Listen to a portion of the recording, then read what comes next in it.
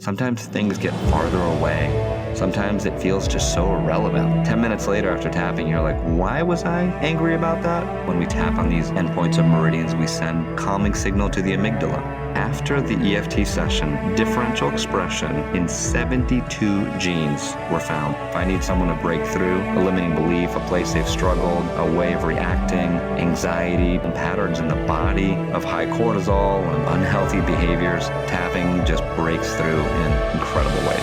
Welcome to the Melanie Avalon Biohacking Podcast, where we meet the world's top experts to explore the secrets of health, mindset, longevity, and so much more. Are you ready to take charge of your existence and biohack your life? This show is for you. Please keep in mind, we're not dispensing medical advice and are not responsible for any outcomes you may experience from implementing the tactics lying herein. Are you ready? Let's do this. Welcome back to the Melanie Avalon Biohacking Podcast. I have been waiting to do this episode since I first read about tapping years ago. Friends, tapping is truly life-changing, and this episode is with the go-to expert, the New York Times best-selling author, Nick Ortner. I am so grateful for it. I'm not even going to say much because I don't want to spoil all the goodness, so you'll just have to listen, but it's truly amazing. Today's episode is brought to you in part by Joovv red light and near-infrared therapy devices. You guys know I love Joovv. Red and near-infrared light therapy often sounds too good to be true because it can seemingly magically address so many things. We're talking better skin, enhanced muscle recovery, targeted fat burning, yes, I said it, better energy, improved mood, enhanced circadian rhythm, better sleep, so many things. And why is that? It's because red and near-infrared light therapy actually works on the level of the cell to change how your cells generate energy. And when your cells properly generate energy, everything just pretty much works better. More and more, we're realizing how much the health of our mitochondria influences so many things about our body and our longevity. The specific wavelengths are key though. You need very targeted wavelengths to achieve all the benefits. That's why I love Joovv. They make devices which generate the exact wavelengths you need to experience all the effects. I personally love using the red light in the morning and evening.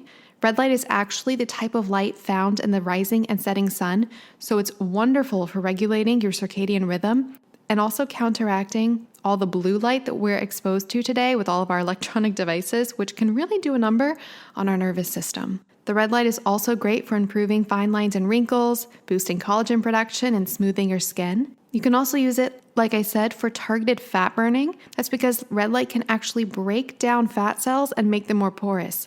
So they leak their fatty acids into the bloodstream, and you can then burn them off. Near-infrared therapy is also amazing for pain reduction. It stimulates wound healing and can lead to enhanced recovery.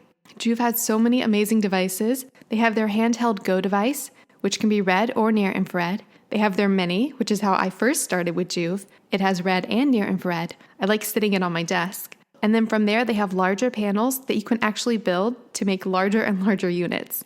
So I have their Solo as well, for example, and it's great for larger body treatments. And I do have a special offer for listeners. If you go to joovv.com/MelanieAvalon and use the code MelanieAvalon, you'll get two things. You'll get a free gift from Joovv, and also if you forward your proof of purchase to podcast@MelanieAvalon.com, I'll send you a signed copy of my book, What When Wine? Lose weight and feel great with paleo-style meals, intermittent fasting, and wine.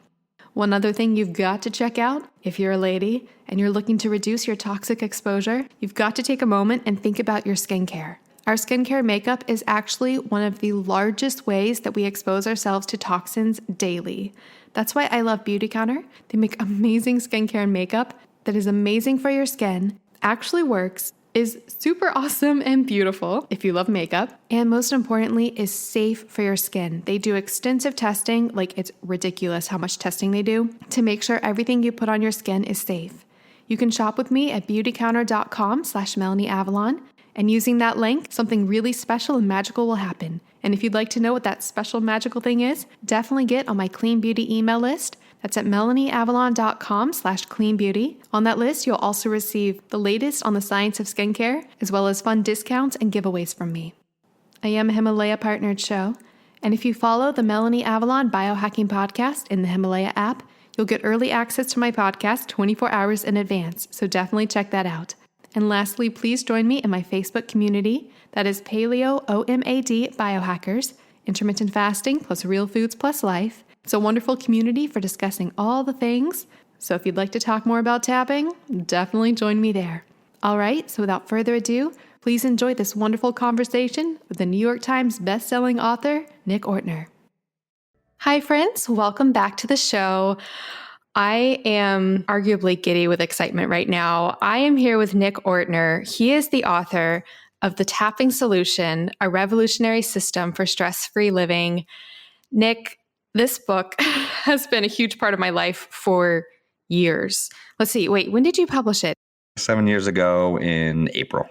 Okay, I was going to say, I'm pretty sure I started using it in 2014, so it must have been sort of right after you released it-ish.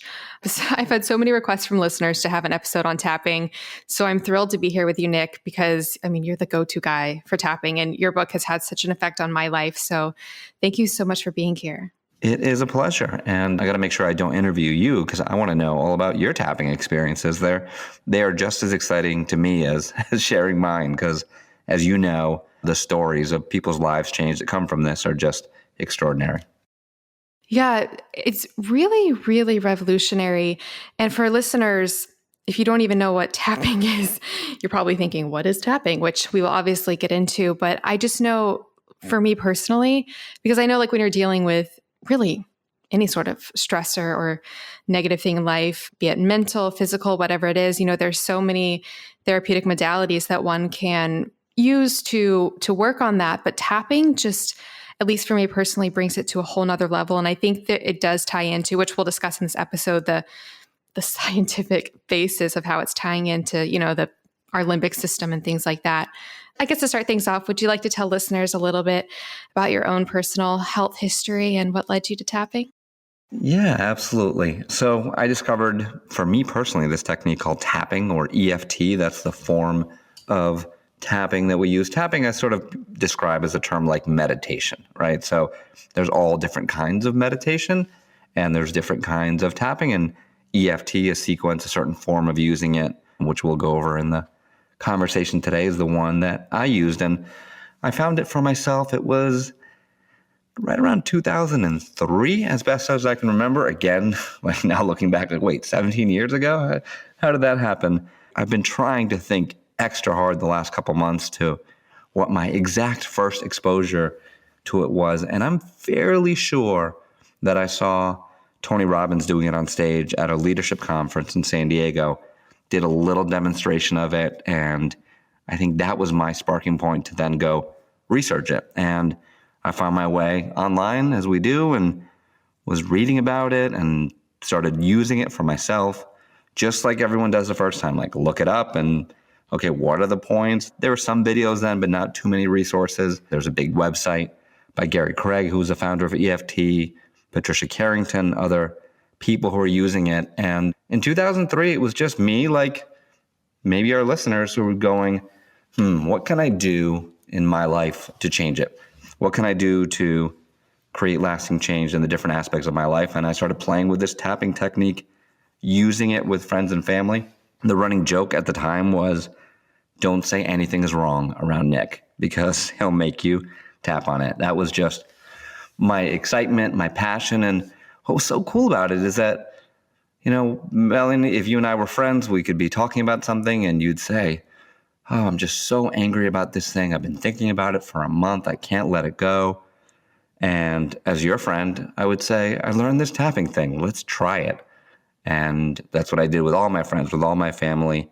And people experienced results right then and there. And you could see it. And, your friends and family are probably the best place to start because they're not going to do it just to amuse you, or like if it doesn't work, they're going to tell you. I think for the most part, at least my friends and family are quite honest. And time and again, they'd say, oh, wow, I'm not angry anymore. I'm not sad anymore.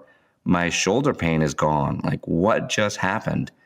And that was my use of it for a couple of years, just using it personally. I started working with a couple of clients, and by clients, I mean friends, people I met at different places, and I would do coaching with them for free just because I was so into the technique.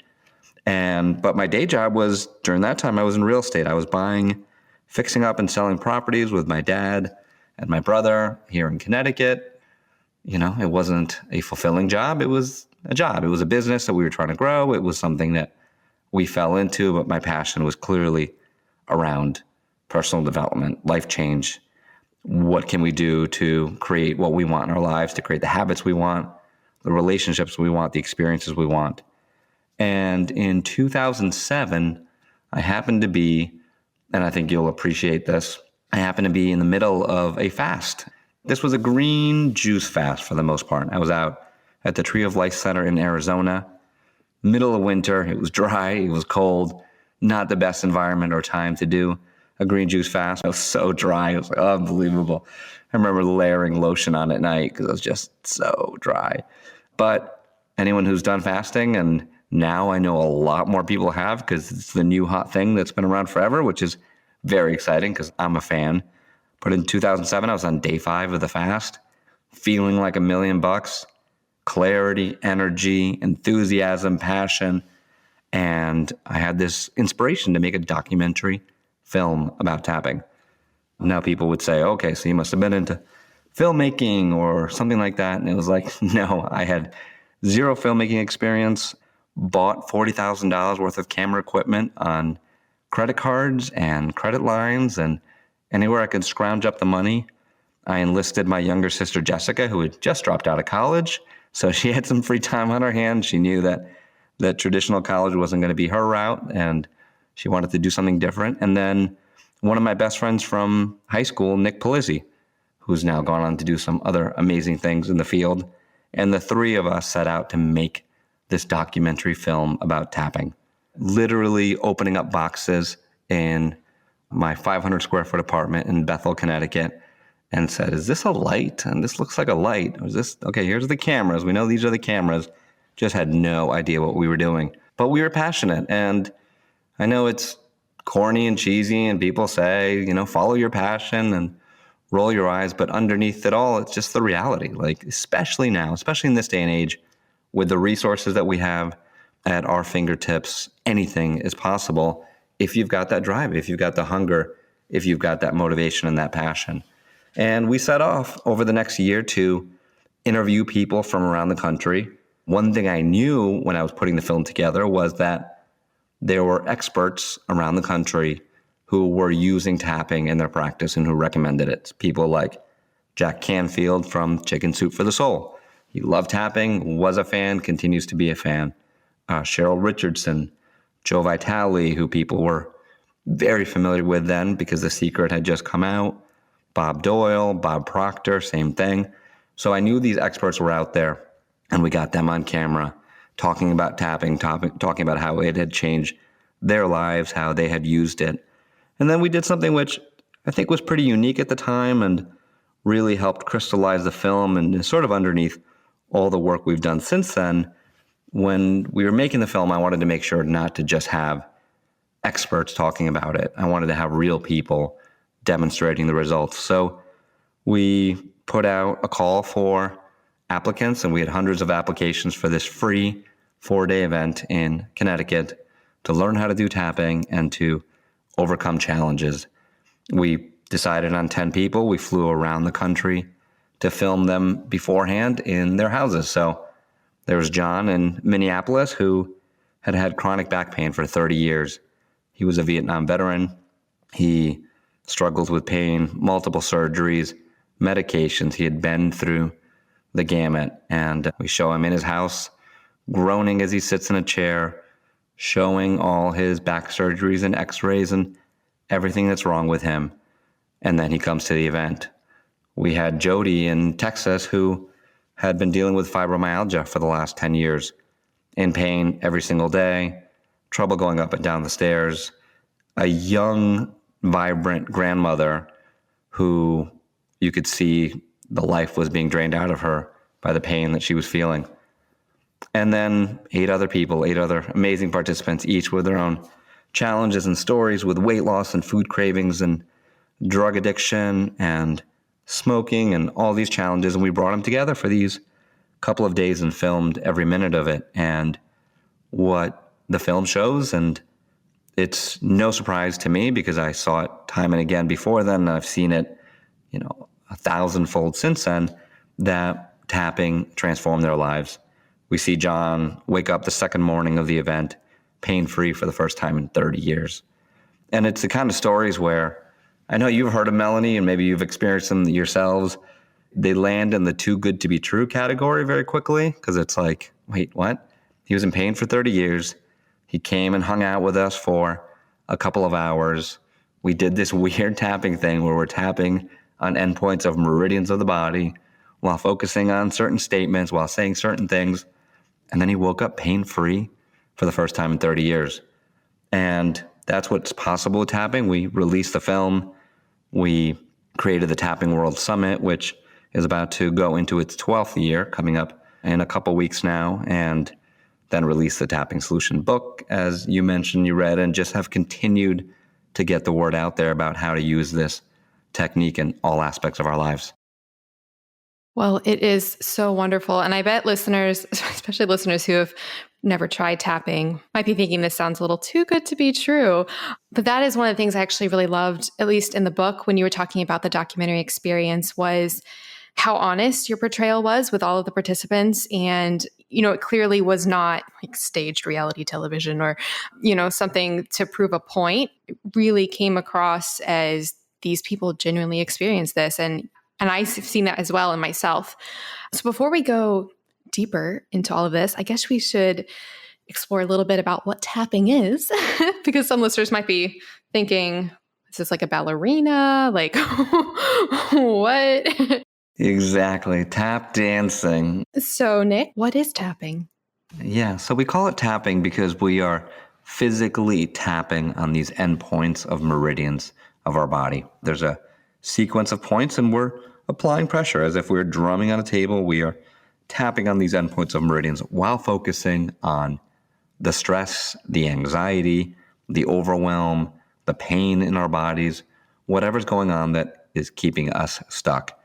And what the latest research is showing, and there's a couple elements that's expanding every single day, which is so exciting, not as fast as we all want it to be because research, it tends to be very slow, but I think we're getting there in some big ways. But some of the elements, one big one is that when we tap on these endpoints of meridians, we send a calming signal to the amygdala in the brain.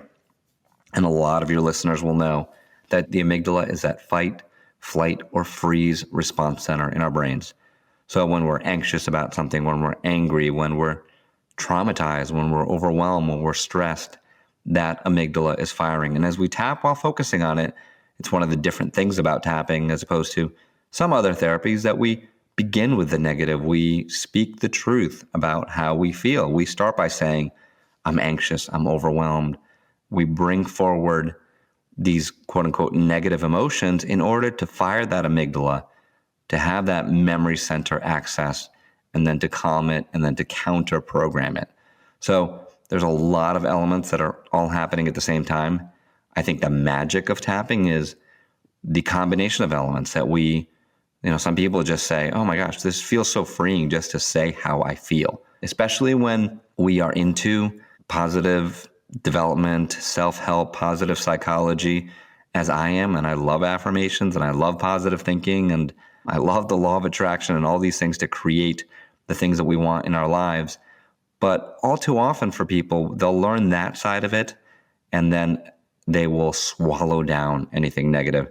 I saw it in a big way when The Secret came out. And again, a movie that I love. And if you're not familiar with The Secret, it's a movie about the law of attraction. Whether you believe in it or not, the basis is, hey, think positive thoughts, right? The things that we think in our lives, the energy that we vibrate is going to change our experience. And there could be some mystical components around that. And there could be some down-to-earth components that, look, if you're walking around with a smile on your face, you're probably going to have a better experience and change the world around you. And that's all wonderful, but not at the expense of expressing how we feel, of acknowledging, hey, I'm scared here. Yeah, this is a difficult situation and I need to acknowledge how I feel. I'm overwhelmed. I've got some anger that I need to process. The beauty of tapping is that we do just that. We process our emotions. So, if we're angry about something, there's a couple of traditional choices. One is to lash out. And that is not often an appropriate or acceptable way to deal with anger. And unless you're in physical danger, then that's a different story. But if you are mad at your boss, you're not going to go in there and hit them, right? Or if you do, you're going to get fired or go to jail. So that's not an option. The other option, the other way people take when they don't have that physical option to express that fight or flight response, is to swallow it down. And I think we can all connect with that idea, that visual, that feeling of swallowing something down. Oh, I'm angry and I want to say something, but I just can't because it's not appropriate. So I'm going to swallow it, and it's going to sit in my stomach, and that resentment is going to build and build and build. And maybe I'll acknowledge it, or maybe I won't, but boy, is it going to be there. The middle path, the option that we're offering with tapping, is to go, I'm going to express how I feel, and I'm not going to do it at my boss's face. We don't tap while we yell at our boss. I'm going to work with a therapist, or work by myself reading the book, or follow a script to say, even though I'm angry, I choose to relax now. Even though I'm angry, I love and accept myself. And the key component is while doing this tapping process. So we bring it forward, we think about it, we acknowledge how we feel. We're firing that amygdala. We're firing that memory response, whatever happened, whatever they said to us that we're thinking about. And then we're doing the tapping to counter program that signal. And until you experience it, it seems a little bit out there. It still shocks me every time I do it for myself personally. If I'm stuck on something or angry about something, you acknowledge it, you say it, you tap through it. And then all of a sudden, it's hard to describe the experience, it's different from everybody. You might feel things like, and Melanie, maybe you can comment on what your experience has been, but sometimes things get farther away.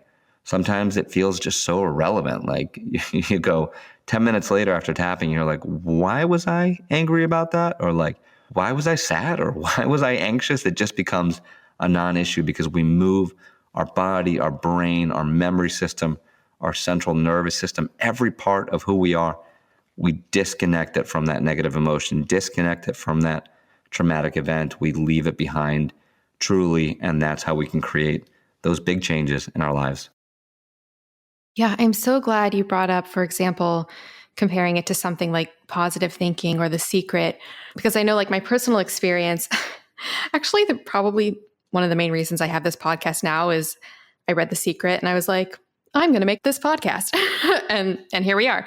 And I think that's, something like positive thinking works really, really well when it's something that you're already motivated for, when there's not an aspect of really, really intense fear or anxiety or some sort of physical issue attached to it. But when it's deeper than that, when it is something that you're struggling with, from a trauma or a stressor, something ongoing, it can be, like you said, really, really hard to just think positive. Yeah, and most of us sort of know, we know in the back of our heads, like, for example, if you are trying to do something, you're trying to create this podcast, right? Let's take your example. So you have the idea, okay, I'm going to create a podcast. And if you sit with it, everyone listening, you can do this for something that you're interested in doing, some big goal or dream, something you want to move towards. What will happen when we tune into these goals and when we don't just force ourselves? We want to look for things like, for example, if you said out loud, if you were struggling financially and you said, next year I want to make $1 million, or next year I choose to make $1 million, or I will make $1 million, however you want to language it. And then you tune into how you feel, and you listen to your gut and your intuition, and you listen to your brain and what it's telling you. And you might hear things like, okay, listen, that's impossible. Like, there's no way. You're in debt right now. You're not making any money. How are you going to go to make $1 million? So then you go, all right, I'm going to give a voice to that voice. I'm going to acknowledge it. I'm going to tap through it, because that voice, we all see it as a negative thing. Oh, doing negative thinking, and I got to get rid of that. We all have this negative voice. It's not going to go away. There's a scientific, historical reason for it. It's actually a thing. It's called the negativity bias. We are all biased to look for the negative. Why? Because it keeps us safe. And that's why, Melanie, you can probably read 100 amazing reviews about your podcast. And then if one person complains about the sound glitch on one of them at minute 32 for 18 seconds, and they leave you a 1-star review, what does your brain do? Oh, yes. I remember when I first started the intermittent fasting podcast, for example, I read one review that was commenting on my laugh. And for the next 20 episodes, I edited out my laugh. Oh, Melanie. I hear you. This is what we all deal with. And it feels like a little thing, but it's a big thing. And especially in this social media world, in this hyper-connected world where some random person who, let's give them the benefit of the doubt. Let's say they were having a bad day. Let's say they've never laughed before. Let's say they had a horrible childhood and that's why they said something so mean that they can affect you so dramatically. We're so interconnected, which is why we need this tool more than ever, because we can let go. We can do the tapping on these little things. We can disconnect from that emotion.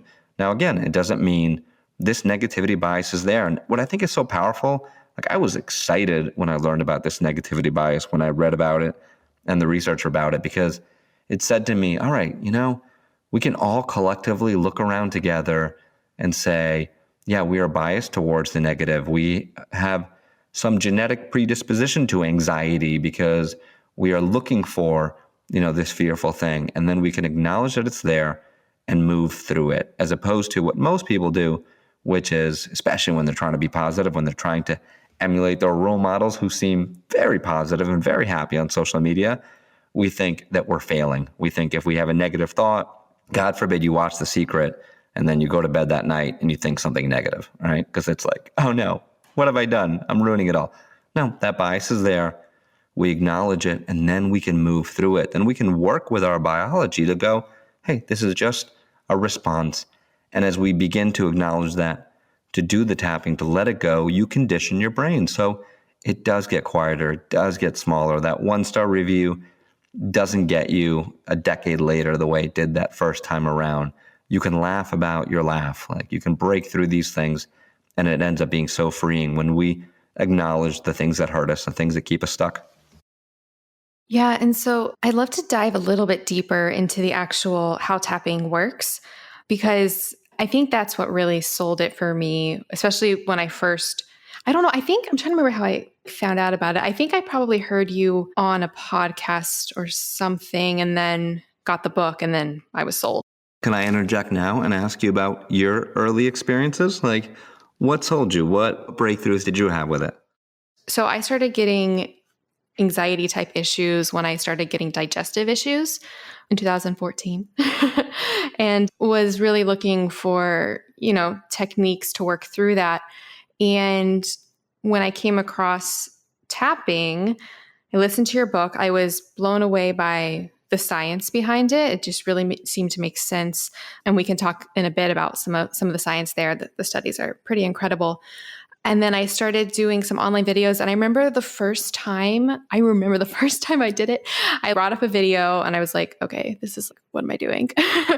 You got to close the shade so your neighbors don't think you're losing it. It was a video on YouTube that was led by a practitioner. And you tap these points and you repeat these sayings. And I was like, this is not going to do anything. I mean, I was hopeful, but I didn't think it was actually going to, do anything.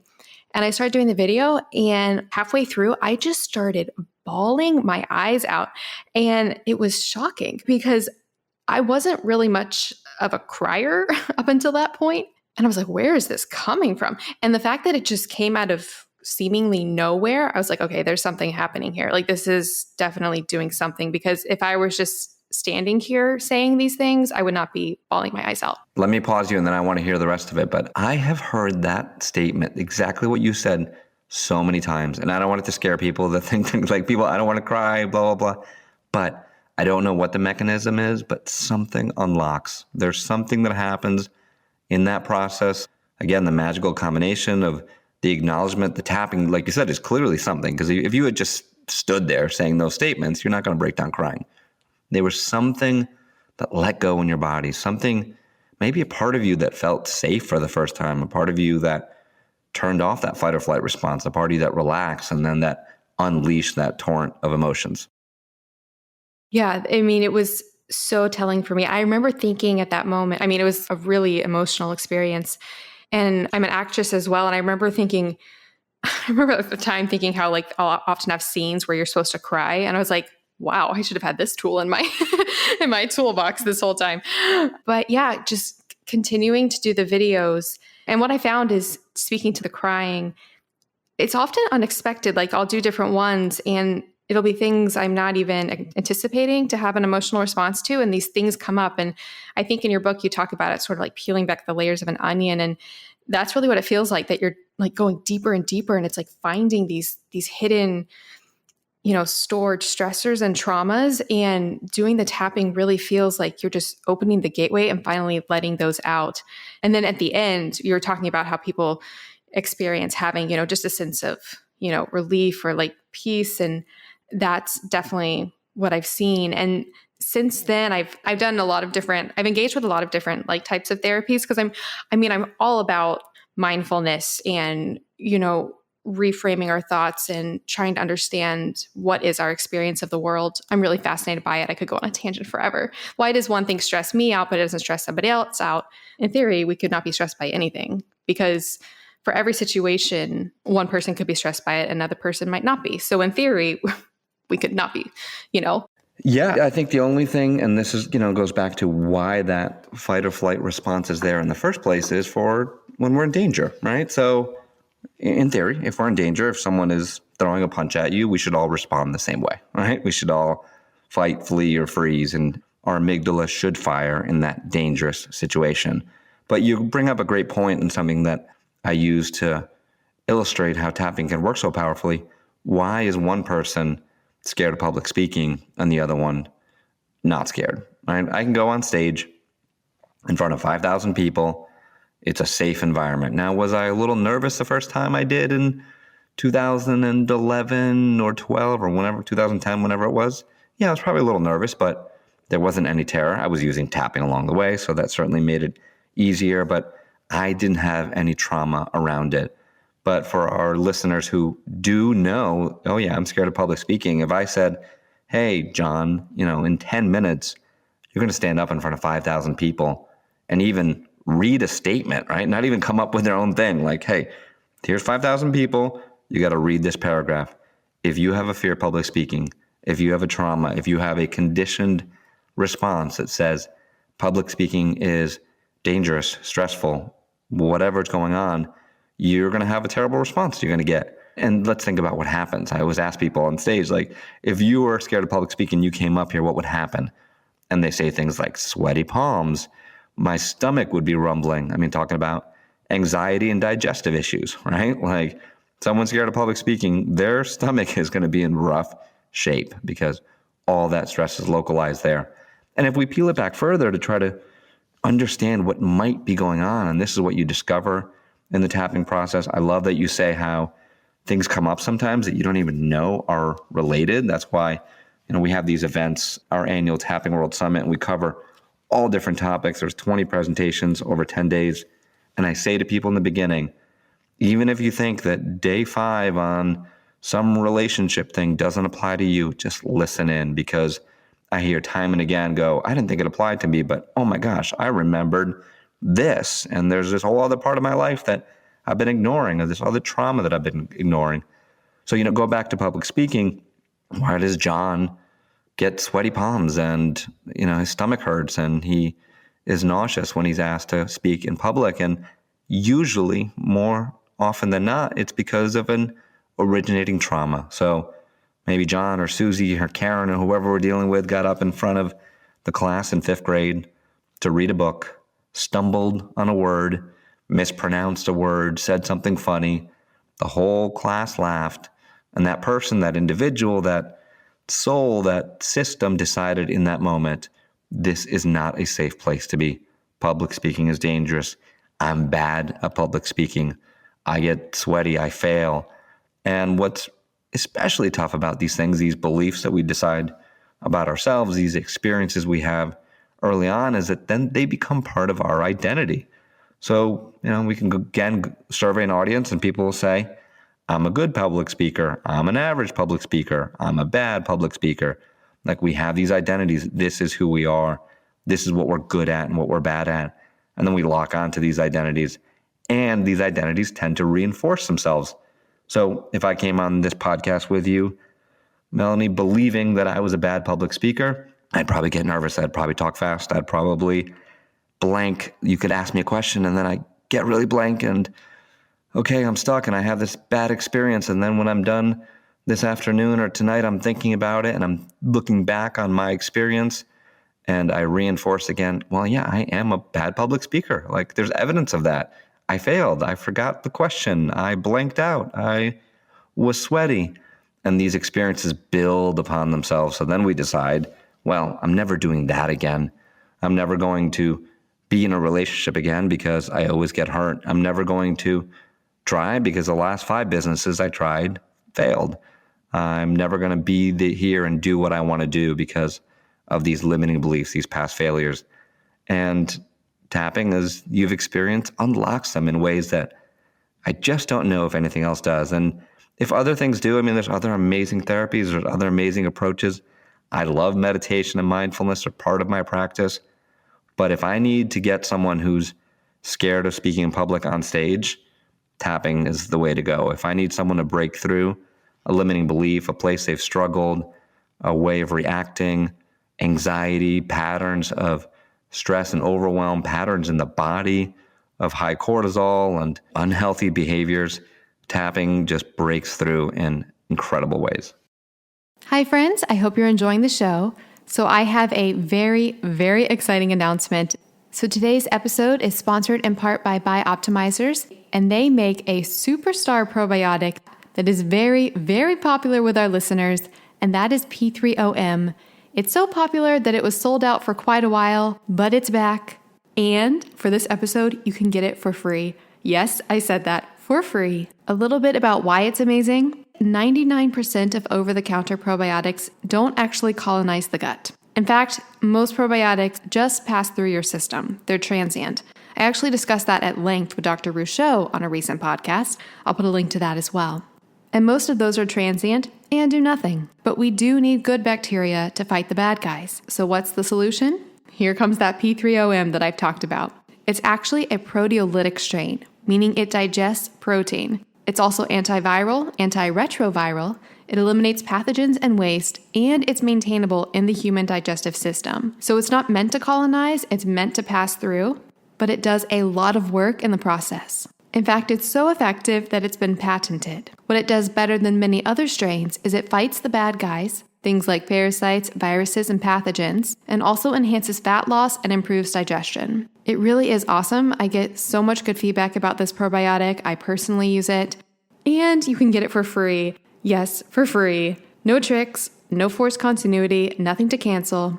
They're so confident in it that they're offering it with a 365-day money-back guarantee. It's just really an irresistible offer. All you have to cover is a small shipping fee. So just go to p3om.com/melaniefree. That's p3om.com/melaniefree, all one word. With that, you will automatically get access to your unique coupon code to claim your free bottle. There is a limit of 1 per household. Sorry. It's also valid while supplies last. All right, now back to the show. Yeah, speaking to that, thinking about things like mindfulness or meditation or even, cognitive behavioral therapy, all these other paths that people often take to address these fears and these issues. For those, I think they can be, really effective, but they just require a lot of the prefrontal cortex initiating, you have to think about what to think about to make the changes. Whereas with tapping, I feel like it provides, I don't want to say a shortcut because it's not like it's lazy. It provides a direct path almost to what you're trying to, I think people often try to think their way into. It's physically, at least from my experience, it ties you into that. That's something I'd love to dive deeper into. So what have the studies shown about tapping, these points that we tap on? How are they determined? You talk about the history of the meridian points in the book. So what's actually happening in our bodies when we're tapping on these points? These are major endpoints of meridians. They're places of high conductivity. I was just speaking with one of the leading researchers in tapping, Dr. Peta Stapleton, who lives out in Australia. And she was telling me that she's actually doing some work with a band right now. I'm going to get more details from her, that it's a headband that goes, around your head, and senses brain frequency, and they are using that. And again, like I just heard about this. So to see how different points light up within the brain, I think we're going to have more data on that in the coming years. The main tapping protocol, TFT, or the first tapping protocol, was developed 30 years ago. EFT, which is doing the same sequence of points all the time, is probably about 20 years ago now. And for a long time, it was all about the meridians and Chinese medicine, and obviously great foundation and roots to it. But now we're starting to be able to do the scans to show, hey, tapping underneath the eye is doing something different when you hit this point, as opposed to, say, tapping on the end of your nose, which is not one of the major endpoints of meridians. There's been some studies, because people always say, well, what if you tap on the endpoint of the nose? Would that do the same thing? Is it just a distraction mechanism? And they've done some what they call dismantling studies, where they test out those different components and have shown specifically, hey, these major endpoints of meridians, they do make a difference. There's more points than the basic ones that we go through. Potentially, again, within the next couple of years, I'm open to more points especially if we're mapping the brain and seeing what's working for what specifically. We might find, oh, there's points on the inside of the wrist that we're not using that could be really helpful in this situation. But yeah, the basis is that these are major endpoints of meridians of our body. They're easy to reach places. There's also some around the ankle and the foot, but it just becomes difficult in the sequence to say, as you're tapping, now lean over and, get this point in particular. So it's a combination of things that we know work, plus simplicity, plus the ability for people to remember it. Because if we make it too complicated, we could add 18 points and maybe they all do something, but now you can't remember how to do it and you don't have time to do it, and then you give up on it. So one of the beautiful things about EFT, about what Gary Craig, who was the developer of EFT, figured out was, if we can make this what he called a basic recipe, it makes it so it's easy to translate. It's easy to share with other people. It's easy for, as I talked about in the beginning, one person to sit down and say with their friend and say, oh, you're angry about something? Let me show you this simple technique and show you the results. Yeah. And one of the things I love you're just talking about is once you do it more and more, it becomes it just becomes so intuitive, and you can just go through the sequence so effortlessly. But I do remember when I first started doing it, you're like, what? Where do I tap? And No, totally. I mean, it takes a couple of minutes and you pick it up pretty quickly, and then you can do the same thing all the time. The difference is in what you say in that guidance process. One of the things I've been most excited about in terms of the tapping solution in the last year is an app that we released in October of 18. So it's been out just for a little over a year. And what's great about the app is that people can just look at the points right there. They light up as you go through the different points, and then the audio narration takes you through what to say. So it's a guided system that way. If you're dealing with a specific issue, you have the pointers and the guidance and taking you through that specific issue. I love that. You said that is available now? It's available now. If you're on Apple, it's on the iOS store. If you're Android, it's out for Android as well. All you have to do is search the tapping solution in any app store and it'll pop right up. And a couple weeks ago, we passed 1.3 million completed sessions on the app. So, 1.3 million times someone picked up their phone and said, I'm anxious, I'm angry, I want to focus more, I want to get rid of this cold, I want to get rid of this pain. And what's really exciting for me about this app now is we have data on every single one of those sessions, because before and after every session, we say, okay, if you're anxious, where is it on a 0 to 10 scale? And people will say, well, it's an 8, and they mark it on the app, and that data point is stored for them and for us. And then they share what happened 10 minutes later. So, I can tell you for all of those sessions, what people experience, what worked, the percentage change they had. And that's really exciting with the research going forward, just to quantify. It's a little hard to argue with 1.3 million sessions. As an example, and these numbers are from a couple weeks ago, so they'd be higher now, but we have a releasing anxiety session, which has been completed 213,104 times. So over 200,000 plays of this anxiety session. It's just over 9 minutes long. and the average reduction in anxiety is 41%. So 9 minutes for a 41% reduction in anxiety is just startling. It's what I know, it's what you know, Melanie, as the experiences you've had in the last 7 years of using it, but it's just exciting to see that volume of data showing that significant drop. It's incredible. And for listeners, I'll definitely put links to all of this in the show notes, which again, they'll be at melanieavalon.com/tapping.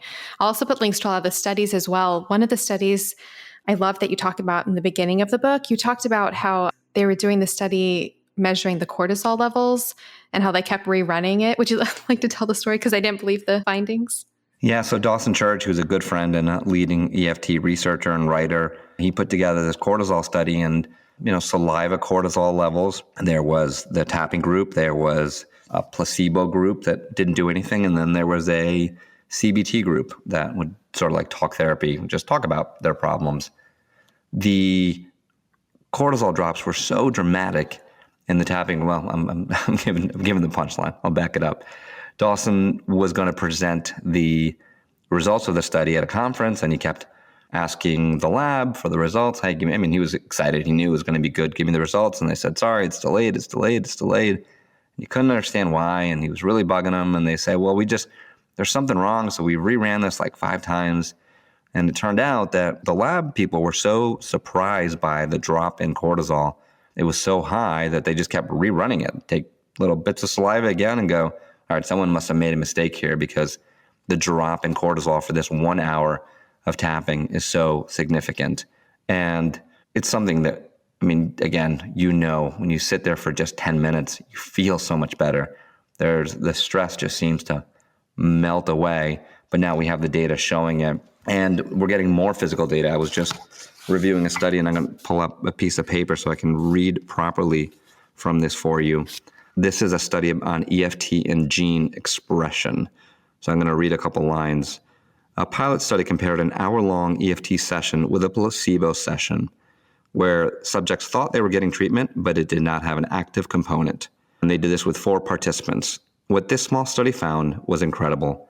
After the EFT session, differential expression in 72 genes were found. They were associated with suppression of cancer tumors, protection against ultraviolet radiation, regulation of type 2 diabetes, insulin resistance, immunity from opportunistic infections, antiviral activity, synaptic connectivity between neurons, synthesis of both red and white blood cells. This is like everything that we want in the body. It's a little ridiculous, this list. Enhancements of male fertility, building white matter in the brain, metabolic regulation, neuroplasticity, reinforcement of cell membranes, and a reduction of the oxidative stress occurred. This was a profound outcome and the first of its kind in the field. So it's a small study, but 72 genes changed from doing this strange tapping thing on our bodies. Oh my goodness, Nick, we are so on the same wavelength. I actually had that study pulled up right in front of me about the 72 genes because that is just so profound. There's a really good, really recent review of everything. It's called Clinical EFT Improves Multiple Physiological Markers of Health. It's 2019. It actually references that study as well, and then it goes into a lot of other things. So for listeners, again, I'll put this all in the show notes, but it's just so much. And I just love that there's these actual trials showing these effects. And then the fact that we're seeing it on a genetic level, it's profound. Melanie, I read those studies and I go, I should really tap more often, and I do this and I use my own app, which is why I know the app is well done and a success, because if I can use it to my own voice, it means I did something right, because I'm usually not going to be interested in listening to myself, but it's so helpful to have someone guide you through the process. But I read these studies, Dawson sends me early data and says, oh, we just did this and showing that. And, I think it's really important to do this genetic study, the physical effects, because it takes it to a whole other level. Again, this technique is spread like fire in a positive way around the world from people using it because they found change, just like you found change.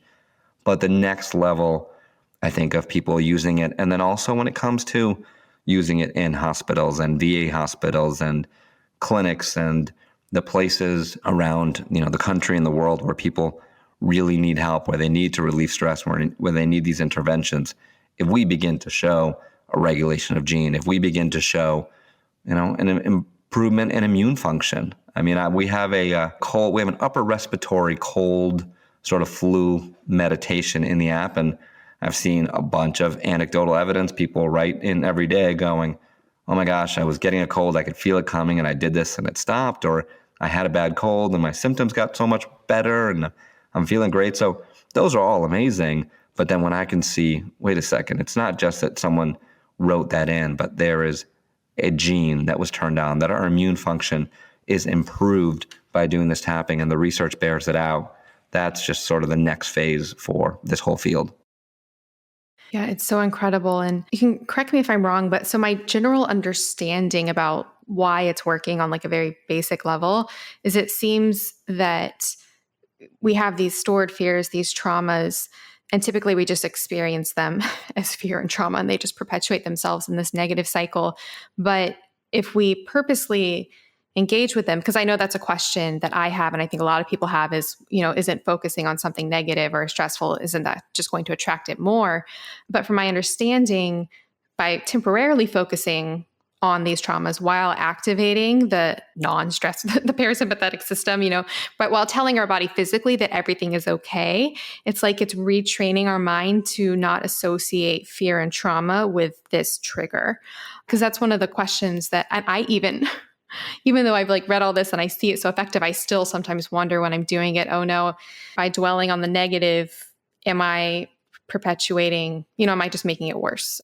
Wow. No, absolutely. Well, let me tell you one sort of little global theory about it, and then we can talk about the actual brain side of it and what's happening there, which you explained really well. But I was sitting a couple of years ago with Louise Hay, one of the greatest honors of my life. Louise Hay is the founder of Hay House, and she wrote a book called You Can Heal Your Life, along with many others. She's considered the queen of affirmations. She passed away a couple of years ago after a long and incredible life. And we were sitting on a couch. You can actually see the interview on Facebook or YouTube. We can link to it in the show notes.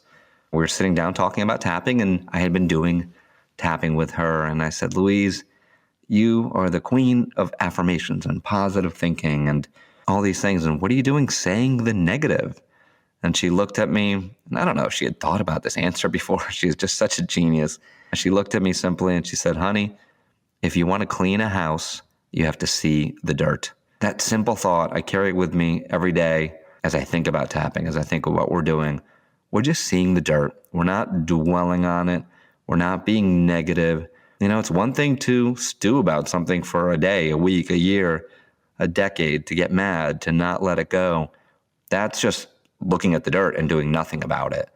What Louise is saying is, hey, there's dirt underneath that rug or in that carpet or in the corner of your house. See it and then just clean it up. And that's what we're doing with tapping. We're just doing the cleanup. Yeah, to that point. So, because you're mentioning how you're saying you should do tapping more, I originally read your book, shortly after it came out, and did a lot of tapping back then. And then would do it on and off, not super regularly, but I had it as a tool in my toolbox, as it were. And then when I was re-prepping for this interview, I was rereading your book and I was like, oh man, why am I not doing this 24/7? Started doing it more now. And a huge reframe that it provided for me that has just really, really stuck with me is that I was doing a lot of work with mindfulness and cognitive behavioral therapy and things like that. And every time, I'm a work in progress like none other, but I'm becoming a little bit better with identifying, the voice in my head that is not me, that, not attaching drama to it. But every time prior to rereading your book, when I would realize that, I'm identifying with this fearful voice in my head and that's not me, I'd be kind of upset because I'd be like, man, it's still there. I didn't catch it. But now, every time it comes up, I'm like, oh, this is an opportunity for me to tap. This is a good thing because that voice is clearly still there. That fear is still there. I'm glad it's coming up because now I can attack it with the tapping. So now I will just, because you could do, concentrated tapping sessions, which I do, but now just when I'm in life, when I feel these fears come out or these anxieties, I see it as a moment to start tapping, even if I look kind of crazy. I love it. Not to put you on the spot, but have you tried the app yet? I have not. No, so I'm really, really excited. I mean, I'm telling you, I know I'm biased, so I don't mean to keep pitching it, but it's free to download. The way it works is you can get it for free, and there's about 20 free meditations now. There's one in every category. So for anxiety, for weight loss, for financial challenges, there's a turn your day around category. And then there's, I think, close to 200 other meditations now. And I think you're really going to like it because they're all between 5 and 20 minutes. They're there to just like clean things up. So we have motivate me to have a productive day, for example, which when I'm excited about some of these, especially when we go back to, the negative, like, well, what if I don't want to look at these things? What if I don't want to focus on the negative? Great. You can do the positive approach. Now, with motivate me to have a productive day, what I say in the beginning is, what's your resistance to being productive? So you can tune in and you can go 0 to 10. Yeah, I'm like at a 7 or an 8. I don't feel like doing anything today, right? Like I don't have that energy. And you do the tapping, even though I'm not motivated, even though I feel resistance for some reason. That particular meditation goes just under 8 minutes. It's 7 minutes and 51 seconds. So easy to fit in. And with almost 65,000 plays of that one, there's a 47% reduction in intensity with the resistance to productivity. It's one of my go-to. It's like you're sitting there, and I'm sure you faced it, Melanie, when you're like staring at your computer and your email box and you read the same 5 emails like 20 times and because they were hard to deal with, and you just click down to the next one. And I'm like, I'm not doing anything right now, right? I'm in some fog for whatever reason. Pull up the meditation, do 8 minutes of tapping, and it still blows me away how the energy shifts. It opens up and you're just like ready to go. Okay, let's go. And it's not painful. You're not willing yourself to, okay, I got to have more willpower. I got to work harder. I got to focus. You just open up the energy, release the resistance, and then everything seems to flow so much more. So if you're already a tapping fan, I'm so excited for you to try the app. I think it's going to make it really easy for you to fit into your life. I'm so excited. I will be getting that ASAP and using it 24/7. We have a 5-day anxiety series in there too. So if you're dealing with anxiety, it's just 5-day series that focuses like anxiety in the breath, anxiety in the body, anxiety in the mind. I think you're going to really like it. Super, super excited. I will definitely report back on that. Some follow-up questions there. You were talking about the duration of the session. How short or how long do you think sessions need to be effective? Like in the clinical, I mean, who's to say what's more important, the clinical studies versus all the experience that you have with, all these people? Can just a few minutes work, or does it need to be longer? Do you know if there's like a big difference between, I know in some of the studies, it seems like they'll do like an hour session. Do you see a difference between, 1 hour long session compared to doing, 5 minutes every night? Yeah, no, it's a really, really good question. So first off, this is totally anecdotal and me guessing at stuff. I don't think we have the research right on it. The second caveat is it definitely depends what you're dealing with. So if you are, for example, listening to this and you have complex PTSD, that's the kind of thing that you want to try to find a practitioner. There's psychologists, psychiatrists, coaches, therapists with experience with complex PTSD who use tapping, who use this somatic modality to bring the body in and get results that are incredible. There's been a lot of research done on PTSD and tapping, and it's really robust with veterans. We've done a lot of work with our foundation with PTSD, but those are the things that usually require more attention, where, potentially a 7-minute session on the app is not going to resolve that. So we'll have that caveat on those more complex things. In terms of, sessions tend to be an hour, and I don't know if that's just sort of left over from how clinical psychologists and people say we do an hour session. I know when I'm tapping with people, I don't do it too often these days, but if you and I had a session, I tend to get to the heart of the matter pretty quickly, and 30 or 40 minutes later, if we're focused, it's sort of like the body's done. Like, okay, we focused on one thing, had a big shift, we're able to let it go. If someone said to me, what's better? Should I do once a week for an hour or every day for 5 minutes? Again, everybody's different. I might say every day for 5 minutes. I might say that constant bringing back to that place, releasing like what you're doing with anxiety. Just even, you're not doing it for 5 minutes. It sounds like even just a few minutes, right? Just like resetting it, having it as that tool. And that's one of the things that's really exciting about tapping. It's a reason why so many trained psychologists, trained psychiatrists, people who have been in clinical practice for decades who learn tapping say, well, I don't know what I was doing before, but I can't go back. I can't do without it. And it's for two reasons. One, in the hour session that they have with people, they see the change is so dramatic. The outcomes are so powerful. But the second side, which is so important, is that they can then tell their patients, their clients, okay, when I'm not here on Saturday afternoon, when it's the peak of your anxiety because your kids are driving you crazy, you have the opportunity now, this tool, you can go into the bathroom for 60 seconds or a minute or two, and you can calm your body down.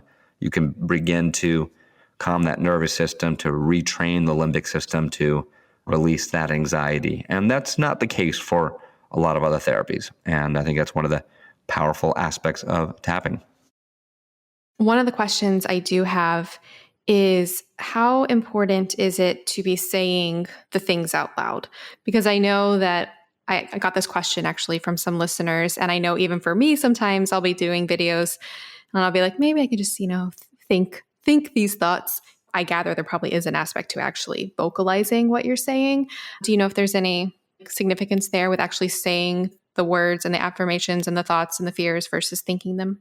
Yeah, you can definitely do both. And I'd rather people do it than not. If they go, well, I'm at work or I'm in the office bathroom, so I'm not going to be in a stall yelling out, even though I'm so angry. But the positive side of saying things out loud is that they tend to have, a little more energy behind it. There's even cases and times when a practitioner or a therapist might have someone give even more emotion to it, yell it, just to try to connect to that emotion on a deeper level.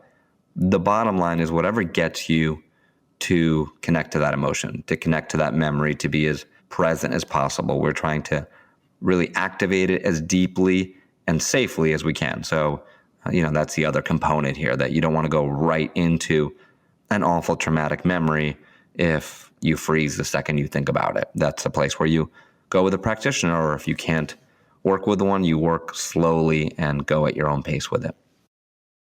Yeah. And then one more thing just about what you are saying when you're doing the sessions. I think when I first started doing tapping, I was really focusing on the importance of, because at the beginning, you say, even though I have this issue, I deeply and completely accept myself.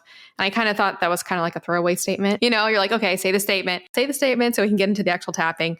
But the more and more I do it, the more and more I think I'm realizing how important framing it that way is and how important that statement is. So what is the importance of opening the tapping session and having that statement as a part of it? Yeah, it's so powerful. It's not the only way to go. A lot of people will get stuck there. So you'll hear in some of the app meditations that I'll say things like, even though I'm angry, I choose to relax. I choose to let go. Sometimes that can be that first step, especially for let's call it the general public who might hear about this technique and all of a sudden they're loving and accepting themselves. And what's that about? So if that feels uncomfortable, you don't have to start there.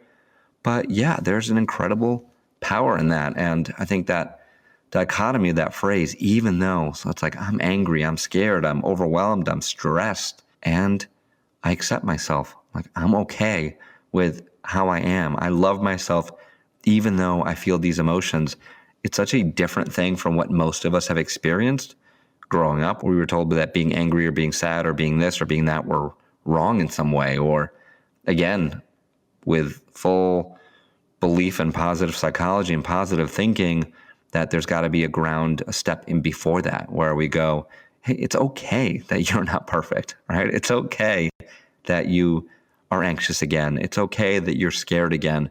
Let's begin from that place of love and acceptance. And when we can feel that for ourselves, that's when everything changes, because it is so much easier to move forward from that place. It's so much easier to create what we want in our lives from the place of love and acceptance. The other way tends to be a place of willpower, of pushing, of striving, of running hard and fast. And it tends to work for a little while for some people, but then it's not sustainable. It burns out. It's sort of like if you force yourself, going back to thinking about public speaking and being on stage, if you just will yourself on stage, if you just go, Melanie, this is what I want to do. And even though it's a miserable, anxious experience to talk on this podcast, I said I was going to do it, so I'm just going to do it. And then I'm going to be in cold sweats throughout it. And then I'm going to be miserable afterwards. But guess what? I achieved what I wanted to do. That's only going to last for so long. You might be able to will yourself through one experience or 10 experiences or 100 experiences, but then it takes a toll on the body. And then we have other things in our lives. We have digestive issues. We have pains in our bodies. We have unexplained symptoms that, the stress and the anxiety and the overwhelm could be contributing to in a major way. Yeah, and speaking to all those issues, listeners, in addition to the app, I definitely recommend you check out The Tapping Solution, the book, because in the book, Nick goes through like all the things you might want to tap on, the, health issues, phobias, even things like weight loss. Really, you can use it to address anything, which is really, really wonderful. I love how you even said that people might want to tap on at the beginning, the idea that tapping won't work. Yeah, no, absolutely. You know what I love? I meant to comment on it earlier that you said, because one of the things that I hear from people like, oh, is this the placebo effect? And does it just work because people believe it's going to? And half the time people don't believe it's going to work, right? So like you mentioned that when you first did it, you were actually biased against it, which is totally normal. And a lot of people are. So if anything, you'd say, well, that's the nocebo effect, the opposite of the placebo effect. You weren't conditioned to believe this process would work the way you are more conditioned to believe that a pill that a doctor gives you might work because they have a lab coat and they have training and it's a pill and you swallow it and it's supposed to work. So so you don't have to believe it for it to work for you. Do you, with all of the work that you've seen and how invested you are in it, are you still sometimes shocked by what you see with people and their changes? I mean, every day. More on Fridays than anything. And the reason I say Fridays is I get this report on Friday from our community manager from our Facebook group. And I check in on the Facebook groups throughout the week and comment, but I can't keep up with everything. We've got tens of thousands of members in different groups. And she sends the highlights, and they aren't just the highlights. It's usually anywhere between 20 and 40 comments that people left in a Facebook group. And time and again, on Friday afternoon, it's just sort of like wraps up my week beautifully. It's a great cherry on top of the week where you just read story after story after story that people are just transforming their lives. And some of them are crazy. The pain relief ones where people have been in pain for decades, turning their lives around. People struggling with suicide, depression, anxiety, like all sorts of really tough stuff. You hear about the changes that they experience. And I hope it doesn't stop surprising me because it's just so exciting and keeps motivating me. That's why, like, when we started the conversation, I want to hear about your story. Like, tell me more, because it's just so exciting to hear from individual people around the world who are taking their power back. And that's the other thing that I mentioned earlier when you broke down crying, that is one of the themes, right? There's just an unleashing of emotion. I hear words from people like hope, and I feel like I'm in control again. When we are most stressed is when we have uncertainty about our future and when we don't feel like we're in control. That is the most stressful situation for a human. Uncertainty about the future and not feeling in control. And certainly we can't control everything in our lives, and there's unexpected events and circumstances, but tapping helps us take so much emotional control, so much control over how we feel, over the emotions we feel, over the things that we can dream about, over the ways that we limit ourselves or don't limit ourselves and go for big goals and dreams. So for so many people, just taking that power back is a massive first step to create what they want in their lives.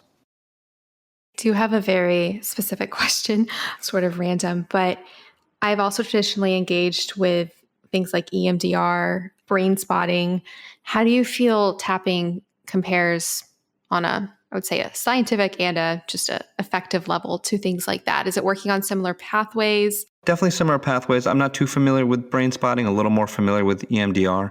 I know that there's been some studies comparing EFT and EMDR, and they provide very similar results, which is great because EMDR has, I think, been studied a little more than tapping has, at least in the breadth of literature, especially because it's more clinician-based, and that leads to more research, where tapping has been a lot more user-focused as a self-help tool.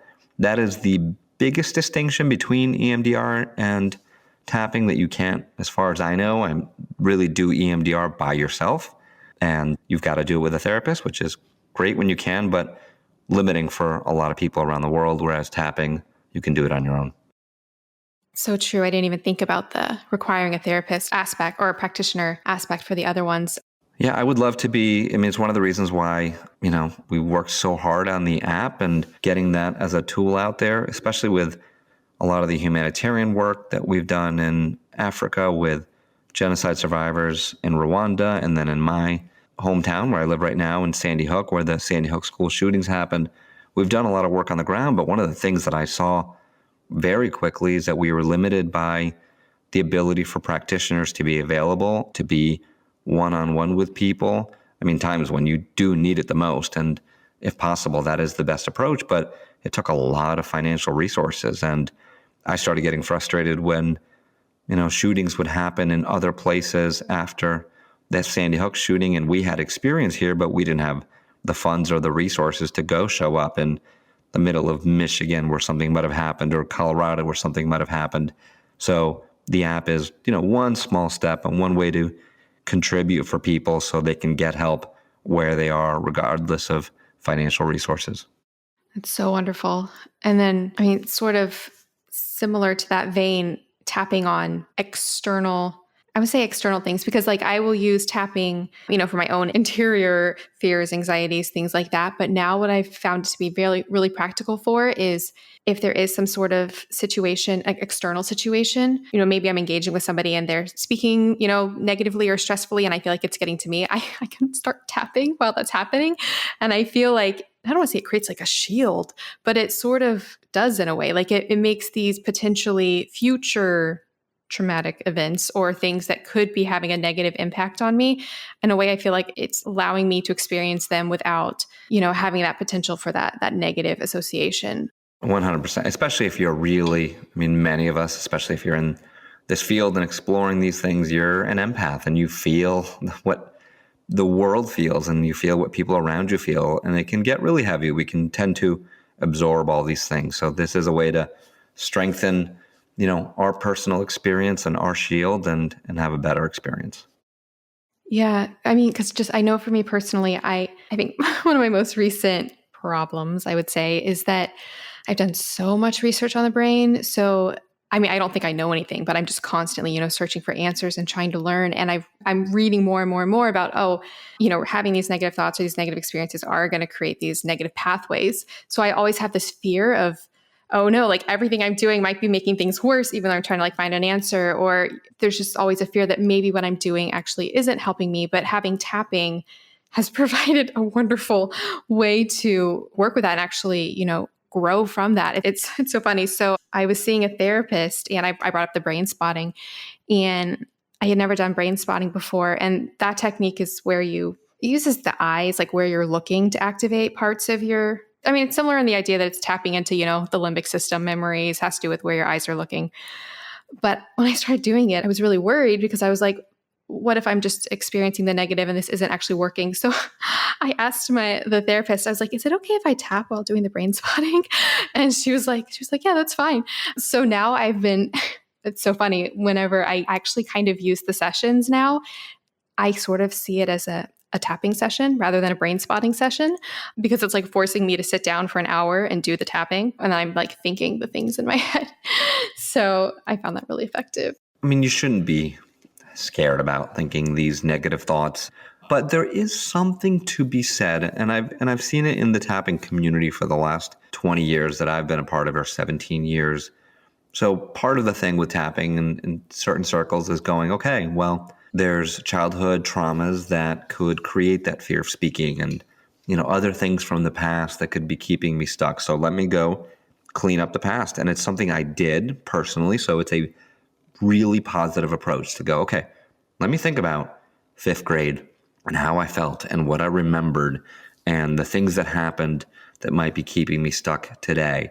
So that's positive. Where it can get a little bit problematic is when people obsess on, until I figure out everything from my childhood that I went through that was traumatic, I've got to unearth everything. I've got to tap through everything. And then I will arrive at some sort of nirvana place where I cleared out all these things from my life. And the approach that I take is to try to have a little more balance between, the negative, the dirt, the truth, but also, and you'll see it in every session, especially the new sessions in the app, also really anchoring in the positive when we can move into that state. So it's like, see the dirt and acknowledge how I feel and let it go. But then when that opening is there to feel hope, to feel joy, to feel happiness, cultivating that feeling and that experience, because that's just as important part of the process to go, for many of us, joy, it's like, okay, experience joy. Well, I haven't experienced a lot of joy in my life, so I don't know what that's like. And we almost have to practice it as if we were, practicing a musical instrument. It's like, all right, this is what joy would feel like. And this is the thoughts that I would have to think and the way I would have to hold my body and the way I would have to breathe to feel joy. And then we create these positive emotions. We anchor them into our body, and we can do that so much more easily when we do the tapping on the negative stuff first, open up the space, and then create the positive emotions. Yeah, I love that so much. And that is, for listeners, a common trajectory or a common timeline of the tapping videos or the sessions is ultimately ending on this positive note. It's like when you stop, you're not usually still tapping on the fear. You come to this place of acceptance, love, joy, which is just so wonderful. Yeah, and sometimes it comes naturally, which is the best part, right? When it's like, oh my gosh, I was so angry, and now my heart is filled with forgiveness. And I didn't have to force myself to forgive this person. I didn't have to go, well, all the books say that forgiveness is good, so I guess I should do it. I acknowledge how I felt. I released the anger, the event, the emotion, the thing that was keeping me stuck. And then I naturally moved to this other place. Yeah, exactly. I feel like we so often think, especially when we haven't experienced joy or happiness or love for a while, that it's something we have to create, that, that it's going to take energy. But it seems that more, it's always there. It just gets clouded by all of this other stuff. And when we clear that away, it was there all along. I'm always haunted by, I think about the end of The Wizard of Oz when Dorothy realizes, it was all in her own backyard all along. So, well, thank you so much for being here, Nick. I'm just thinking back when I first picked up your book that was many years ago, and here I am talking to you. So I'm so grateful. Thank you for all of your work. And I do have one question that I ask every single guest as the last question on this podcast. And that's just because I've realized how important mindset and love and gratitude is. So what is something that you're grateful for? Wonderful question. And I'm going to say my daughter, June. She's 4.5 years old. She is the light of my life. She brings a smile to my face about 100 times a day. I work out in this barn, this office that I built in my backyard. So I get to see her often. And when we're done with our podcast, I get to walk 50 feet and play some sort of ridiculous game that she'll invent in the kitchen. It's the middle of winter here now in Connecticut. So we'll probably be running around in circles in the kitchen doing something. And I'm very grateful for that. I love that so much. It's wonderful. Well, thank you so much. I am so grateful for your work, for what you're doing. You're changing lives. I'm just so grateful. So for listeners, again, the show notes will be at melanieavalon.com/tapping. Are there any other ways listeners can best follow your work? We'll put the link to the apps, to your book, your website. Anything else listeners can follow? Yeah, the app is probably the easiest thing right away. I'm on Instagram at Nick Ortner, NickOrtner. That's where you will get pictures of June. And we did just post a video of me flying around the kitchen in a little car that she was pushing me. So exactly what I was describing, you can witness in full video, along with tapping resources and inspirational quotes. And then I'm on Facebook at /N Ortner. So we can hang out there. Wonderful. Well, thank you so much. And I look forward to all the future findings on tapping and just seeing where it goes from here. I think it can have profound implications on the world, and it already has. So thank you for everything. Thank you so much, Melanie. Okay, bye. Bye-bye. Thank you so much for listening to the Melanie Avalon Biohacking Podcast. For more information, you can check out my book, What When Wine?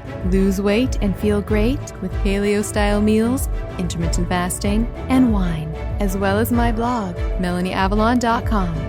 Feel free to contact me at podcast@melanieavalon.com.